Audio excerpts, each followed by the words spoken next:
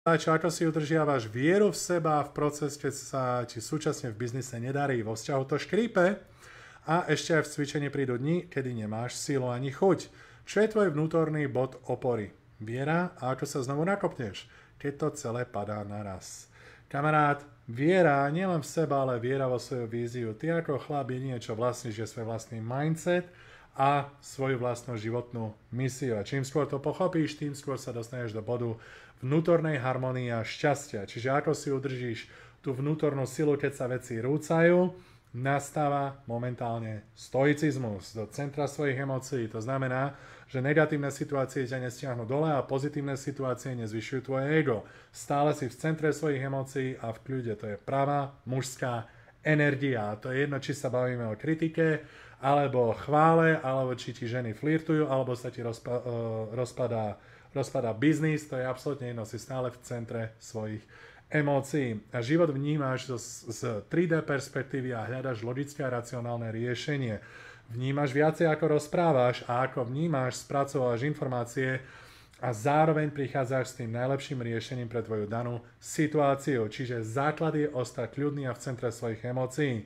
Nemôžeš dovoliť to, že nedostatok financií ťa vystresuje do bodu, kde sa v ten daný deň ožereš, rozbiješ, na druhý deň spíš do 12, dáš do toho nejaké ľahké drogy, alebo dáš do toho tvrdé drogy a si ešte väčšie piči, ak si bol predtým. Okay? To urobí slabá psychika. Silná psychika sa nenechá rozhodiť. Ostane v centre svojich emócií a vníma, vstrebáva túto situáciu a hľadá logické riešenia s kľudom. Čiže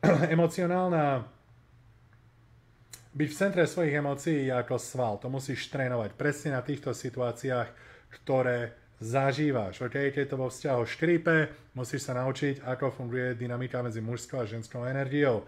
Vo väčšine prípadoch a hlavne v dlhodobých vzťahoch základné problémy, ktoré sú vo vzťahu, je, že žena sa cíti nevypočutá a neporozumená a chlap ju prestal brávať na rande. Zo všetkých ľudí, s ktorými hovorím po celom svete, toto sú 3 základné veci, ktoré chlapi prestanú robiť. Nepočúvajú svoju ženu, necíti sa vypočutá a prestanú ju brávať na rande. To z dlhodobého hľadiska definitívne vytvorí problém, žena z toho bude frustrovaná a potom rozpráva tajným ženským jazykom, ktorým chlapi nerozumejú a z toho je frustrovaná ešte viacej. Bude na ňo vrieskať, non-stop si preč. Nestaráš sa o domácnosť, nestaráš sa o toto a chlap ako logicky založený človek toto vníma ako kritiku a útok, pretože nerozumie, že žena kričí, chýbaš mi, zober ma niekam von, chýba mi tvoja prítomnosť. Čiže to je všetko, čo tá žena kričí.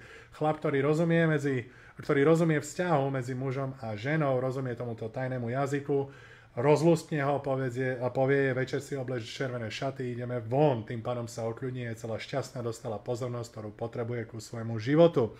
Čiže toto sú základné veci, ktoré rujnujú dlhodobé vzťahy. Žena sa cíti nevypočutá, neporozumená a chlap ju prestane brávať von na rande.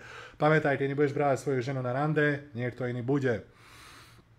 A potom, čo sa týka cvičenia, najdôležitejšie, čo je v stresových situáciách v živote, je naďalej udržiavať formu a cvičiť. Ty potrebuješ tú produkciu endorfínov, potrebuješ správny balans serotonínu, potrebuješ sa niekde odreagovať, uvoľniť ten tlak, ktorý v sebe vnútorne cítiš. To sa deje presne pri tréningu. Fyzicky sa potrebuješ vyčerpať, potrebuješ dvíhať niečo ťažké, potrebuješ zatnúť zuby a dostať zo seba tú agresivitu von.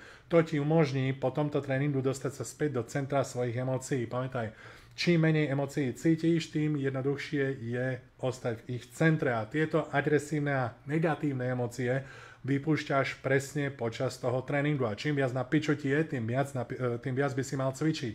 Čím horšia situácia v živote, mal by si pravdepodobne zvážiť aj MMA alebo box tréning, kde vyslovene príde k úderom. Začneš udierať do mechu, začneš udierať do lapov. Keď na to máš, povedzme, gule alebo odvahu, budeš spárovať s ľuďmi, dostaneš údery do tváre, ale takisto aj nejaké údery rozdáš. Nadobudneš lepší balans vo svojej psychike, lebo keď dostaneš úder, pochopíš, že nie si z papiera, a keď úder rozdáš, pochopíš, že aj ty máš nejakú fyzickú silu, ktorá môže spôsobiť bolesť.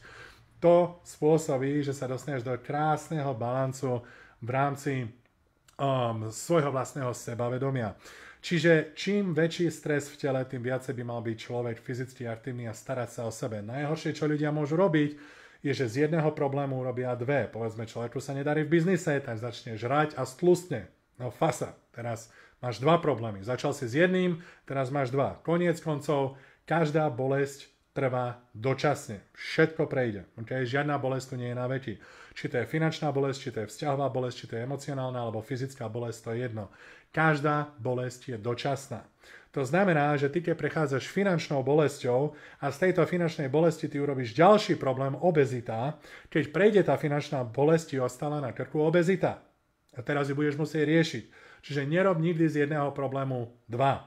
Keď je jeden problém, v centre svojich emócií, sústreď sa na ňo, hľadaj logické racionálne riešenie, svoje nervy a agresivitu si vybí tam, kde sa to vybíjať má, s inými chlapmi, na bočce, na MMA, pri cvičení v posilovni, nie na svojej žene. Okay?